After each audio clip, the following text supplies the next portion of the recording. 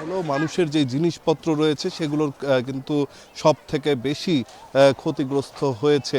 এবং এই মুহূর্তে আমি এই করাইল বস্তির একটি ছাদের উপরে আছি এবং যেমনটি দেখছেন যে এই ছাদ থেকে সেই ধ্বংসস্তূপের দৃশ্য আসলে এরই মধ্যে আপনারা দেখছেন। এবং আরেকটি বিষয় জানাতে চাই যে এরই মধ্যে আমরা লক্ষ্য করেছি যে ফায়ার সার্ভিসের পক্ষ থেকে আসলে এখানে কতগুলো ঘর এখন পর্যন্ত ক্ষতিগ্রস্ত হয়েছে এবং কি পরিমাণ ক্ষয়ক্ষতি হয়েছে, পাশাপাশি আগুনের সূত্রপাত কি সেই বিষয়টি নিরূপণের জন্যও কিন্তু কাজ করছে এবং তথ্য সংগ্রহ করার বিষয়টি আমরা লক্ষ্য করেছি। পাশাপাশি বেশ কিছু স্বেচ্ছাসেবক সংগঠন যারা রয়েছে তারাও কিন্তু এখানে সহযোগিতার হাত বাড়িয়ে দিয়েছেন এখানে যারা ক্ষতিগ্রস্ত রয়েছে সেই সমস্ত মানুষগুলোর দিকে।